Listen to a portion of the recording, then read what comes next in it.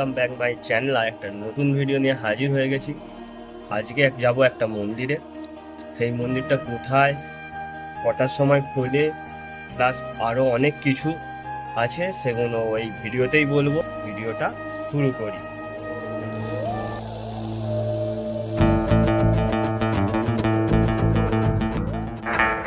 সকাল সকাল বেরিয়ে পড়লাম মন্দিরের উদ্দেশ্যে টোটো করে।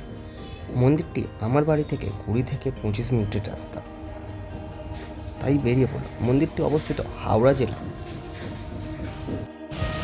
জেলার কোথায় অবস্থিত সেটা আমি এই ভিডিওর মধ্যেই বলে দেবো, তাই জন্য তোমাদের পুরো ভিডিওটা দেখতে হবে। চলো, মন্দিরে পৌঁছে গেছি। মন্দিরটি দেখে মনে হবে যে এক স্বর্ণ মন্দির। এই মন্দিরটির নাম হলো আদিগুরু শঙ্করাচার্য মন্দির ও জ্যোতির্উদ্যান। মন্দিরটি খোলা হয়েছে 2020 সালে। মন্দিরটি বাইরে থেকে যতটা দেখতে সুন্দর, ভেতর থেকে তার থেকে আরও বেশি দেখতে সুন্দর। মন্দিরটি খুবই জাঁকজমক হয়ে উঠেছে কদিনের মধ্যেই। চলো মন্দিরটির ভেতরে আগে ভালোভাবে ঘুরে নেওয়া যায়, তারপরে অনেক ইতিহাস আছে সেটা বলবো।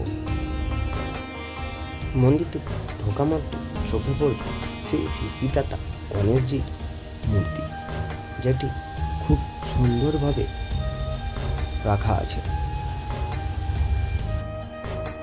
শ্রী সিদ্ধিদাতা গণেশজির মূর্তির পাশে রয়েছেন শ্রী সংকটমোচন হনুমানজির আর এক মন্দির। মন্দিরটির টাইমিং হলো সকাল 8টা থেকে দুপুর 12টা সময় বন্ধ হয়ে যায়।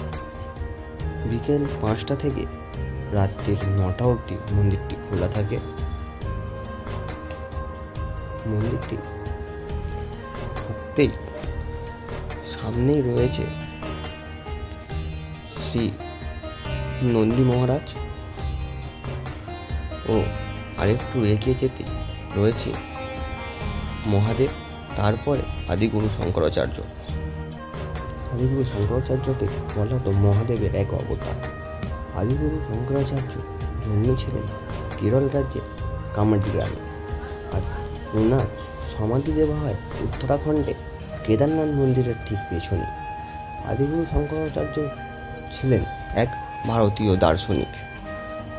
তিনি অনেকবারই ভারত ভ্রমণ করেছেন। ওনার জীবন কাহিনী নিয়ে অনেক ভাষায় চলচ্চিত্র বেরিয়েছেন। মন্দিরের পেছন দিকটা রয়েছে শ্রীকৃষ্ণের এক অপূর্ব মূর্তি।